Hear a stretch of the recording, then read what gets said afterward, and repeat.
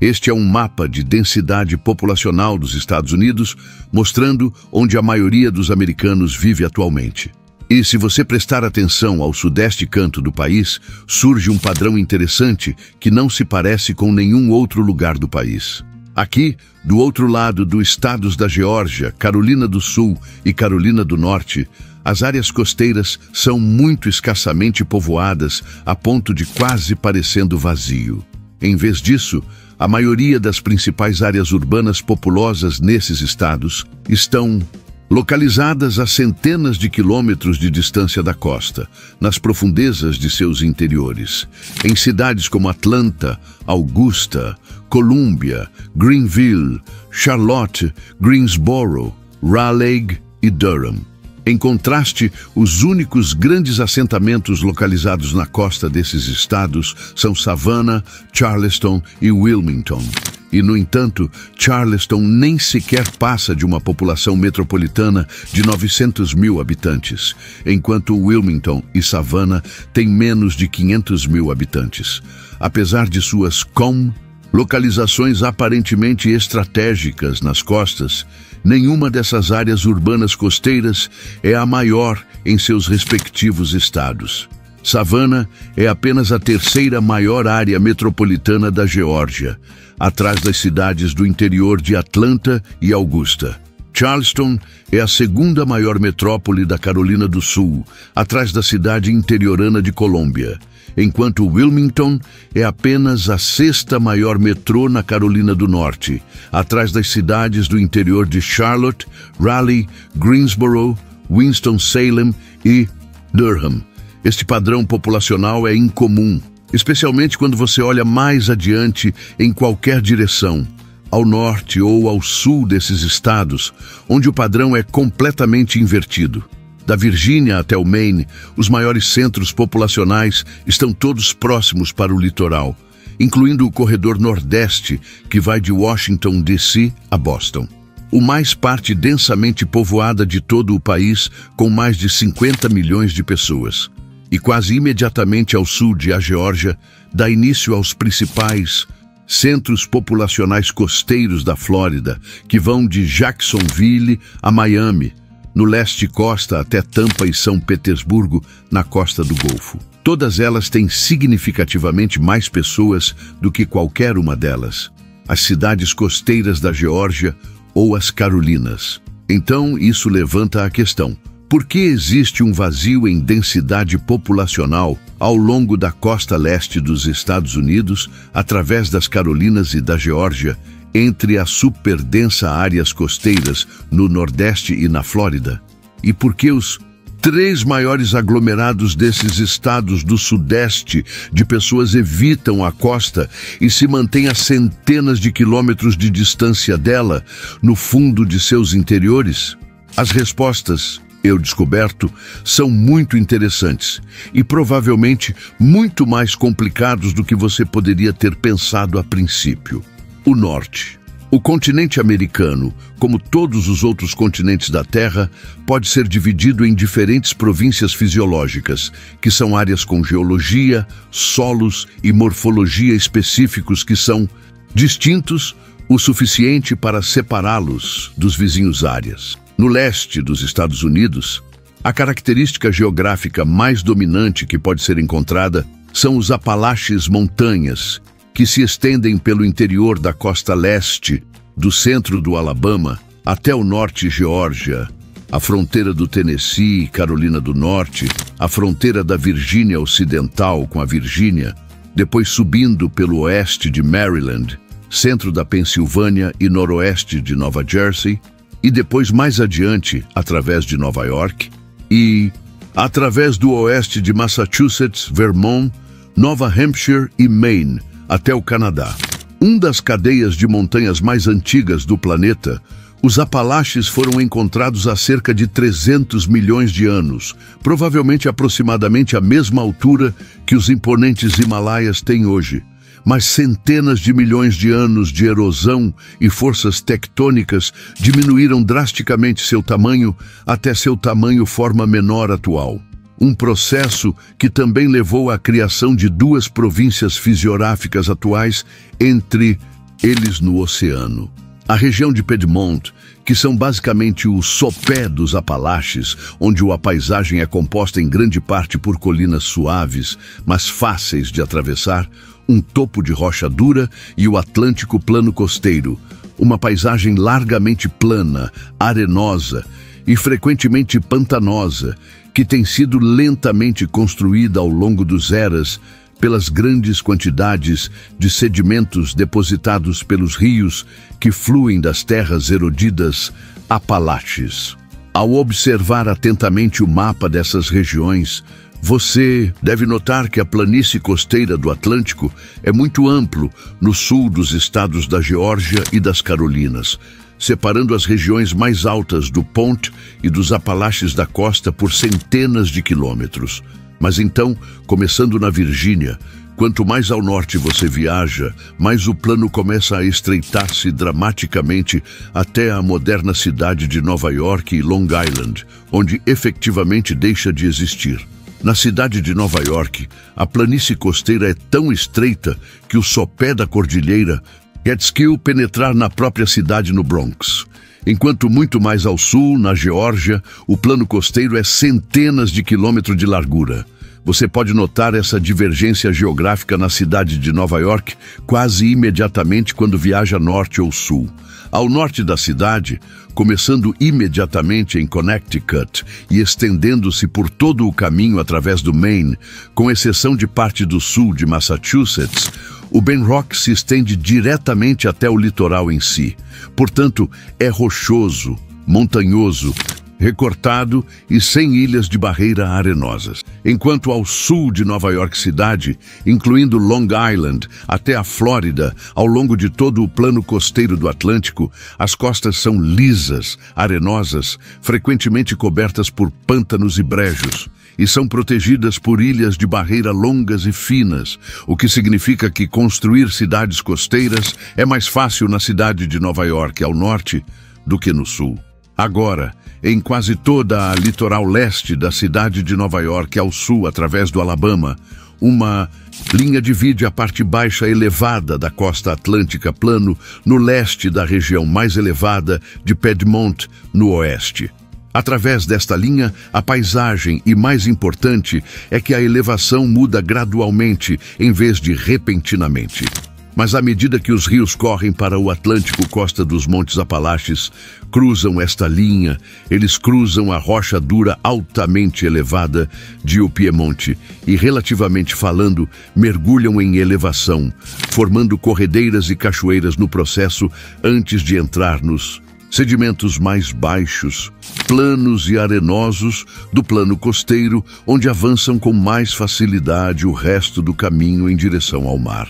As muitas corredeiras e cachoeiras encontradas ao longo desta fronteira geográfica divergente é o que deu a esta linha o seu nome bastante simples. A linha de queda, provavelmente a característica geográfica mais importante a ser conhecida em todos os Estados Unidos, que poucas pessoas fora desta região já ouviu falar. Quando os colonos e colonos europeus começaram a chegar à América do Norte em grande número durante o século XVII, os rios do continente eram os principais meios disponíveis para viajar do oceano para o interior. E por toda a costa leste, da cidade de Nova York ao sul até a Geórgia, as corredeiras e cachoeiras marcado pela linha de queda que marcava o ponto mais distante no interior que seus navios eram fisicamente capazes de atingir alcançando. Assim que atingissem a linha de queda vinda do oceano, eles teriam que descarregar seus navios e realocar todos eles suas cargas e pessoas em navios ou vagões menores para acessar mais profundamente o interior. Enquanto navios menores transportando mercadorias de qualquer lugar mais profundo no interior, rio abaixo, também não conseguiam passar pelas cachoeiras ou corredeiras em seu caminho para o oceano. E então eles tiveram que parar, descarregar e transferir todas as suas mercadorias que vinham nessa direção também. Tudo isso significava que a configuração assentamentos ao longo da linha de queda para aproveitar as necessidades de armazenagem e armazenamento, serviços bancários e comércio perfeito sentido econômico. Os assentamentos estabelecidos nos pontos de corredeiras e quedas d'água ao longo da linha de queda foram destinados para se tornarem grandes centros de comércio interior, porque eram os mais capazes de processar e facilitar o comércio entre as riquezas minerais e agrícolas da região do Piemonte e os portos marítimos estabelecidos posteriormente rio abaixo, nos portos da costa. Mais adiante, as cidades do interior, na linha de queda, também conseguiram explorar e aproveitar toda a energia que os rios geram ao descerem pelas quedas d'água e corredeiras, o que permitiu que se tornassem os primeiros centros de produção com moinhos, fácil acesso às matérias-primas do Piedmont, mais a montante, e fácil acesso aos portos mais a jusante, para que seus produtos acabados sejam exportados para os mercados globais. O rio Conger era naturalmente navegável por cerca de 170 quilômetros de profundidade no interior antes de atingir a linha de queda, onde a cidade de Colômbia foi fundada. E pouco antes disso é onde Washington, D.C. foi fundada. Por essas razões, entre o centro do Alabama, a cidade de Nova York, ao longo de toda a linha de queda hoje, você encontrará as cidades modernas de Montgomery, Alabama, Columbus, Mon e Augusta, na Geórgia, Colômbia, Sul Carolina, Fayetteville, Raleigh e Durham, na Carolina do Norte, Richmond e Fredericksburg, na Virgínia, Washington, D.C., Baltimore, Wilmington, Delaware, Filadélfia, New Brunswick e Trenton, em Nova Jersey, e, claro, Nova York cidade, no final dela. A presença da linha de queda e seu efeito na geografia humana nos Estados Unidos é tão profundo que pode ser visto até do espaço, como nesta imagem.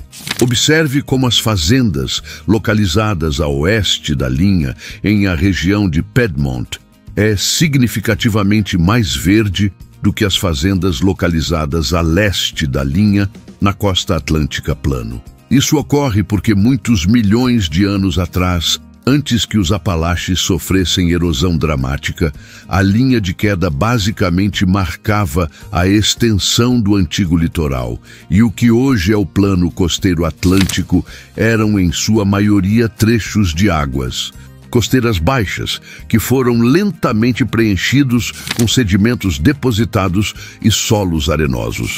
Como resultado, os solos encontrados ao longo do plano costeiro do Atlântico são frequentemente arenosos, ácidos, pobres em nutrientes e, embora ainda úteis, eles geralmente não são tão férteis ou úteis quanto os solos encontrados mais acima, na região de Piedmont. A planície costeira atlântica também é pontilhada pela maior concentração de pântanos e zonas úmidas que se podem encontrar em qualquer lugar do continente norte-americano, o que não só resulta numa drenagem deficiente para a agricultura em comparação para a região de Peon mais a montante, mas também torna o desenvolvimento de assentamentos e infraestrutura significativamente mais difícil, desafiador do que na região de Peon também. E como você pode ver neste mapa, a extensão dos pântanos e do tipo de zona úmida ambientes se estendem significativamente mais para o interior da Geórgia e das Carolinas do que mais ao norte, começando na Virgínia, alinhando-se quase exatamente com a largura do plano costeiro atlântico e a extensão da linha de queda. Na verdade, isso significava que fundar cidades na costa ou perto dela era muito mais fácil e fazia muito mais sentido quanto mais ao norte você fosse da Virgínia.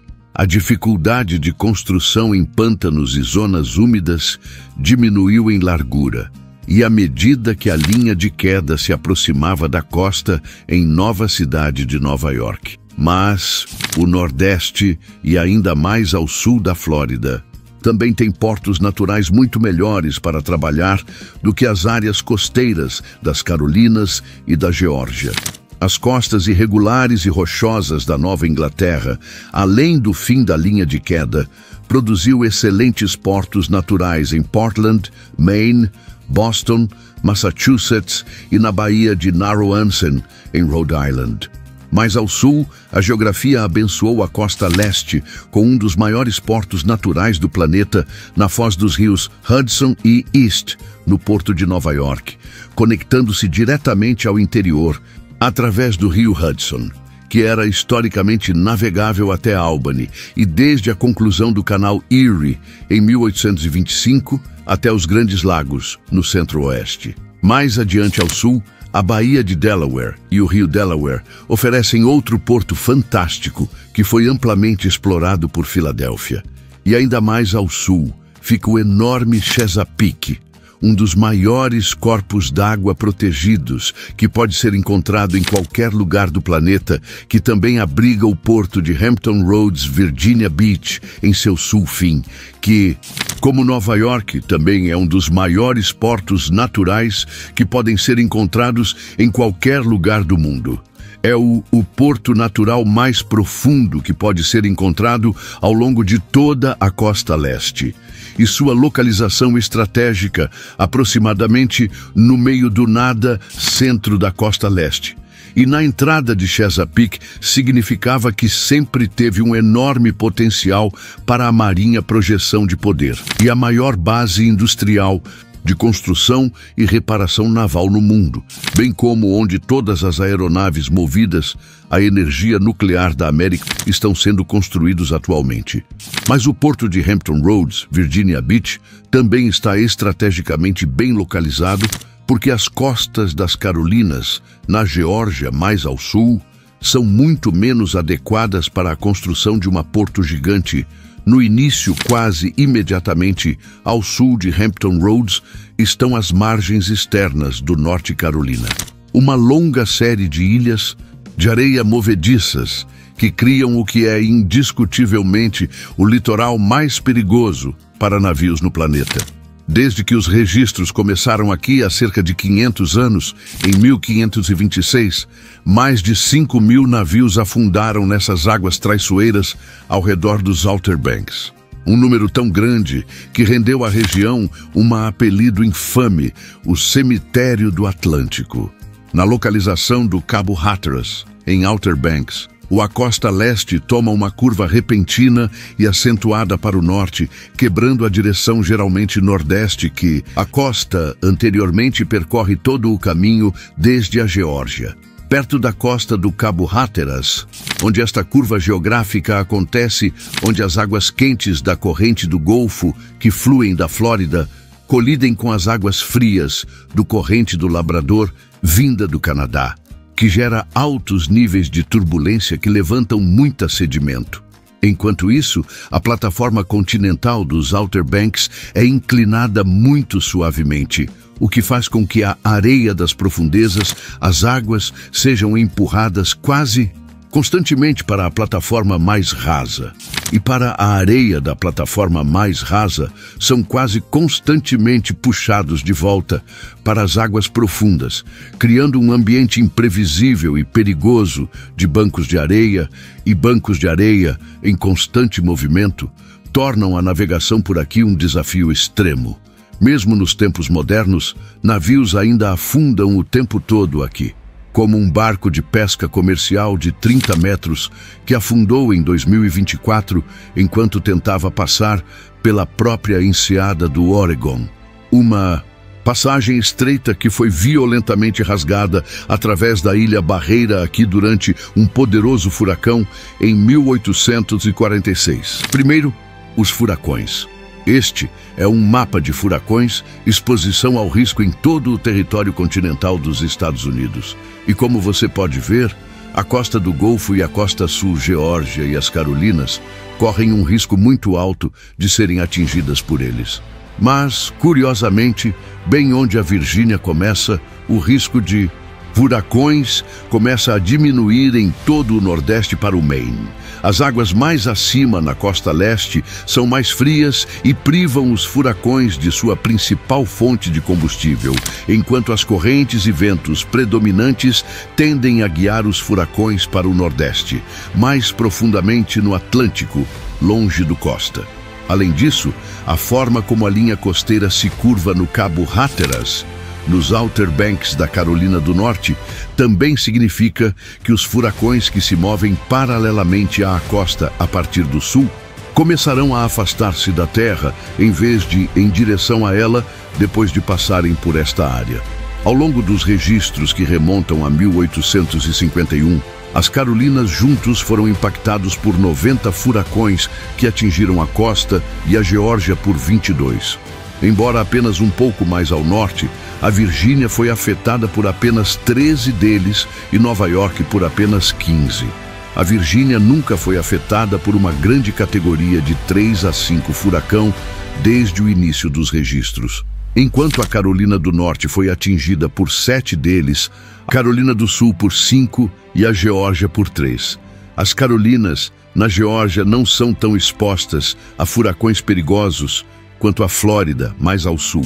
Mas eles também estão muito mais expostos a eles do que o resto da costa leste, da Virgínia mais ao norte, o que dificulta ainda mais a sua capacidade de desenvolver as suas zonas costeiras. Agora eu quero saber de você. Por que acha que mesmo hoje essas cidades costeiras continuam pequenas? Será que a ameaça dos furacões ainda é um freio para o crescimento? Ou será que o interior já se consolidou tanto que não há como competir? Deixe sua opinião nos comentários, porque esse debate pode revelar ainda mais camadas desse enigma. E claro, se você gostou dessa investigação e quer continuar explorando os segredos escondidos nos mapas, inscreva-se no canal e ative as notificações. Deixe também o seu like, porque isso ajuda a trazer mais conteúdos como este. Afinal, o mundo é cheio de lugares que parecem comuns, mas que escondem histórias surpreendentes.